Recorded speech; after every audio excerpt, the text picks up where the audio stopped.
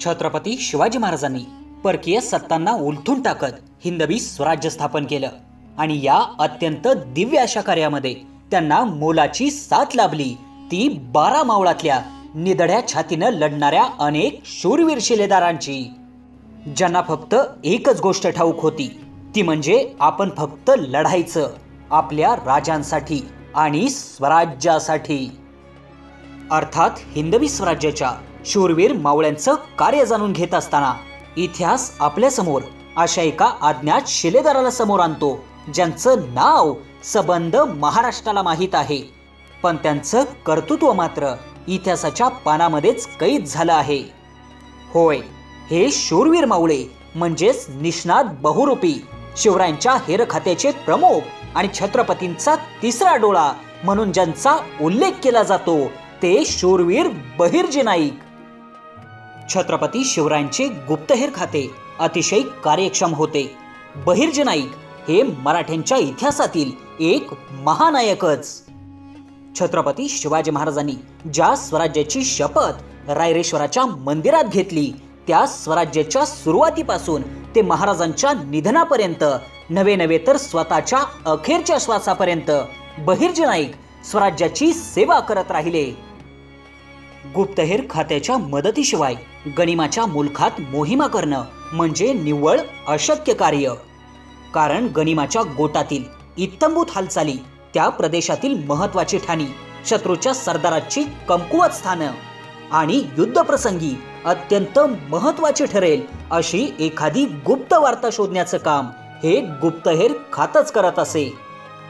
छत्रपती शिवरायांच्या आयुष्यातील अनेक महत्त्वाच्या लढायांमध्ये बहिर्जी नाईक आणि त्यांचं गुप्तहेर खातं हे सर्वात आघाडीवर होतं। छत्रपती शिवाजी महाराजांनी वयाच्या 16व्या वर्षी रायरेश्वराच्या मंदिरामध्ये स्वराज्याची शपथ घेतली, तेव्हापासून आपल्या शेवटच्या श्वासापर्यंत बहिर्जी नाईक स्वराज्याची सेवा करत होते। कधी फकीर, कोळी, वासुदेव, भिकारी, संत, अगदी कुठलेही वेषांतर बहिर्जी नाईक हुबेहूब करत होते। शत्रूच्या गोटात जाऊन आपल्या शब्दांनी समोरच्याच्या काळजाचा वेध घेऊन नकळत त्यांच्याकडून हवी ती माहिती काढून घेण्याचं असामान्य असं कसब बहिर्जी नाईकांकडे होतं। त्याचबरोबर बहिर्जी नाईकांना अनेक जाती आणि धर्माचे रीतिरिवाज सुद्धा अतिशय व्यवस्थित ठाऊक होते। चक्क विजापूरचा दरबार आणि आग्र्याच्या दरबारात सुद्धा बहिर्जी नाईक वेषांतर करून जात।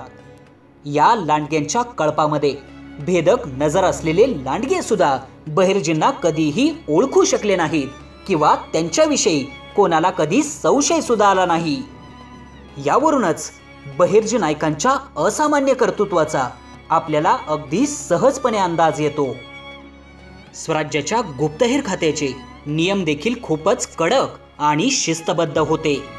जर एखाद्यानं दिलेली माहिती खोटी निघाली तर त्याचा कडेलोट केला जाई। त्यामुळे गुप्तहेर खात्याची कार्यक्षमता ही वाखाणण्याजोगी होती। बहिर्जी नाईकांनी आपल्या गुप्तहेर खात्यातील सहकाऱ्यांसाठी एक विशिष्ट अशी सांकेतिक भाषा विकसित केली होती, जी फक्त त्या खात्यातील हेरांनाच समजत असे। त्यामुळे कोणतीही खबर आणताना कमालीची गुप्तता पाळली जायची।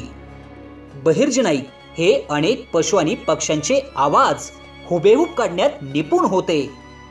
त्याचा उपयोग ते विशिष्ट सांकेतिक संदेश देण्यासाठी करत असे। बहिर्जी नाईकांनी जर एखादं वेषांतर केलं तर त्यांना कोणीही ओळखू शकत नव्हतं। फक्त छत्रपती शिवाजी महाराजच बहिर्जी नाईकांना ओळखू शकत होते। बाकी कोणालाही बहिर्जी नाईक ओळखू येत नव्हते। बाकी लोकांना वाटे जणू बहिर्जी नाईक नावाचा कोणता इसम या ठिकाणी नाहीच, एवढ्या गुप्ततेनं बहिर्जी नाईक त्यांच्या आजूबाजूला वावरायचे। आता जर स्वराज्यातील लोकांनाच ओळखता येत नसेल तर गनिमांची बातच सोडा। बहिर्जी नाईक शत्रूच्या गोटात जाऊन माहिती काढण्यात पटाईत होतेच, परंतु त्याचबरोबर तलवारबाजी आणि दांडपट्टा यात सुद्धा निपुण होते। कारण गुप्तहेर फक्त चालाक असून चालत नाही, शत्रूच्या गोटात असताना कितीतरी वेळा मरणाशी झुंज देण्याचा प्रसंग उद्भवू शकतो। त्यामुळे हत्यारबाजीचे कसब सुद्धा त्यांच्या अंगी असावेच लागते। आणि बहिर्जी नाईक याच्याच बळावर अटीतटीच्या वेळी शत्रूला धूळ चारायचे. शत्रू पक्षात एखादी आवई उठवण्यात आणि शत्रूला चुकीची माहिती देण्यात बहिर्जी नाईक पटाईत होते. औरंगजेबाच्या 50व्या वाढदिवसानिमित्त शिवराय आणि शंभूराजे काही निवडक सहकाऱ्यांसोबत जेव्हा आग्र्याला गेले होते, त्या अगोदर काही दिवस गुप्तहेर खात्याचे लोक आधीच आग्र्यात दाखल झाले होते आणि आग्र्यातील तसेच दिल्ली दरबारातील अनेक महत्त्वाच्या खबरा ते वेळोवेळी महाराजांना देत होते. जवळपास 400 ते 500 हेर त्यावेळी वेषांतर करून आग्र्यात इकडे तिकडे वावरत होते. काहींनी भिकाऱ्याचे रूप घेतले होते, काहींनी चपला शिवणारे, तर कोणी छत्र्या नीट करणारे, कोणी भोई झाले होते. अशा वेगवेगळ्या रूपामध्ये स्वराज्याचे हेर खाते बहिर्जी नाईकांच्या नेतृत्वाखाली आग्र्यामध्ये वावरत होते. शिवरायांच्या आग्रा भेटीवेळी शिवरायांनी आग्र्यामध्ये 100 भूतांची टोळी पाठवली आहे अशी आवई सुद्धा उठवून तिथल्या शत्रू सैन्याचं मानसिक खच्चीकरण करण्याचं अतिशय महत्त्वाचं कार्य सुद्धा बहिर्जी नाईकांनीच केलं होतं. सन 1659 साली जेव्हा विजापूरच्या आदिलशाही दरबारातील बलाढ्य सरदार अफजल खान स्वराज्यावर चाल करून आला होता, त्यावेळी खान विजापूरवरून निघाल्यापासून बहिर्जी नाईक त्याच्यावर पाळत ठेवून होते. अफजल खान महाराजांना ठार मारणार आहे हा निरोप सुद्धा बहिर्जी नाईकांनी आधीच महाराजांपर्यंत पोहोचवला होता. अफजल खान स्वराज्यावर चाल करून आला तेव्हा पंढरपूरच्या मंदिरामध्ये फकीर बाबा बनून तिथल्या लोकांचा आत्मविश्वास वाढवण्यासाठी जाणारे सुद्धा बहिर्जी नाईकच होते. त्याचबरोबर आपल्या सैन्याची पराभूत मानसिकता बदलण्यासाठी शिवरायांनी आपल्या तलवारीमध्ये आई भवानीनं प्रवेश केला आहे अशी अफवा पसरवली होती. तेव्हा बहिर्जी नाईकांनी ही जबाबदारी सहजरित्या पार पाडून सैन्याला ही खबर पोहोचवली होती.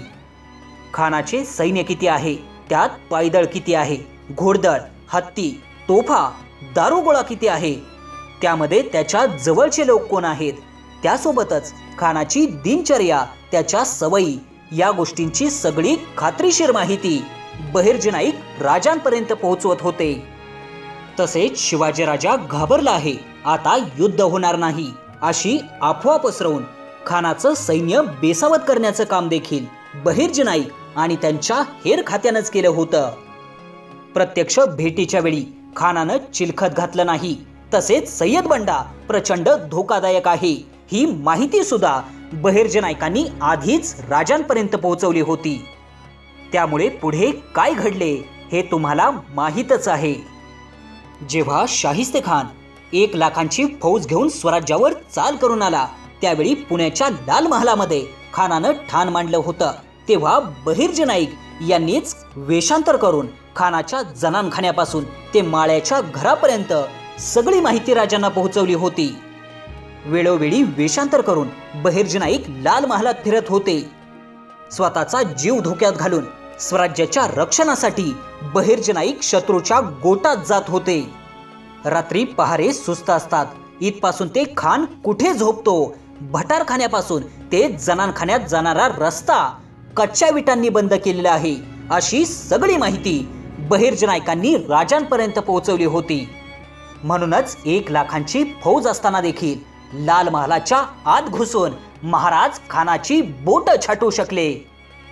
उंबरखिंडीमध्ये कारतलब खानाचा पराभव, पन्हाळ्याच्या वेड्यातून सही सलामत सुटका, सुरतवर छापा, बुऱ्हाणपूरची लूट, जंजिऱ्याची मोहीम, रामसेची झुंज अशा अनेक महत्त्वाच्या लढायांमध्ये छत्रपती शिवाजी महाराजांना बहिर्जी नाईक आणि त्यांच्या गुप्तहेर खात्यानं प्रचंड मदत केली होती. महाराजांची अर्धी लढाई बहिर्जी नाईक आणि त्यांचे गुप्तहेर खाते योग्य माहिती पोहोचवून सोपी करून टाकत होते. युवराज संभाजीराजे जेव्हा दिलेर खानाकडे गेले तेव्हा सुद्धा बहिर्जी नाईक वेषांतर करून सावलीसारखे संभाजीराजांच्या सोबत होते. ते परत येताना देखील बहिर्जी नाईकांनीच मोलाची भूमिका पार पाडली. बहिर्जी नाईकांच्या संपूर्ण आयुष्यामध्ये वेषांतर केल्यानंतर महाराज सोडले तर त्यांना दुसरं कोणीही ओळखू शकत नव्हतं.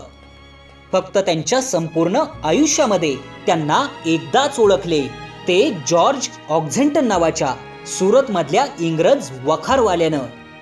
छत्रपती शिवरायांच्या राज्याभिषेकाचं जे चित्र आपण पाहतो त्यामध्ये महाराजांना लौन मुजरा करणाऱ्या हेनरी ऑक्झेंटनचा भाऊ. सुरतची लूट चालू असताना स्वतःची वखार वाचवण्यासाठी जॉर्ज ऑक्झेंटन महाराजांना विनवणी करण्यास गेला. त्यावेळी महाराजांच्या बाजूला उभा असलेला व्यक्ती आणि आपल्या वखारीसमोर भीक मागणाऱ्या माणसामध्ये त्याला प्रचंड साम्य आढळले. त्याने ईस्ट इंडिया कंपनीला लिहिलेल्या अहवालामध्ये त्यानं ते नमूद सुद्धा केलेलं आहे. परंतु त्यावर कृती होण्याआधीच सुरत लुटली गेली होती. जॉर्ज ऑक्झेंटनच्या वखारीसमोर भिकाऱ्याच्या वेशामध्ये फिरून सगळी इत्थंभूत माहिती महाराजांपर्यंत पोहोचवणारा तो व्यक्ती दुसरा तिसरा कोणीही नसून स्वराज्याचे गुप्तहेर प्रमुख बहिर्ज नाईकच होते. फक्त छत्रपती शिवाजी महाराजच नाही तर छत्रपती संभाजी महाराजांच्या आयुष्यातल्या अनेक महत्त्वाच्या घटना आणि प्रसंगांमध्ये बहिर्ज नाईकांनी त्यांना मोलाची साथ दिली. आजही अगदी अभिमानानं आणि विश्वासानं आम्ही म्हणतो की जर बहिर्ज नाईक जिवंत असते तर छत्रपती संभाजी महाराज कधीच गनिमांच्या हाती लागले नसते. स्वराज्यासाठी ज्यांनी घर सोडले, गाव सोडले, संसार सोडला, आयुष्यात फक्त छत्रपती शिवाजी राजा हा एकच देव मानून जे आयुष्यभर स्वराज्यासाठी कष्ट करत राहिले, जे आयुष्यभर स्वराज्यासाठी राबत राहिले ते बहिर्ज नाईकच होते. अशा या शूरवीर मावळ्याला आणि वीर शिलेदाराला महाराष्ट्राचा मानाचा मुजरा.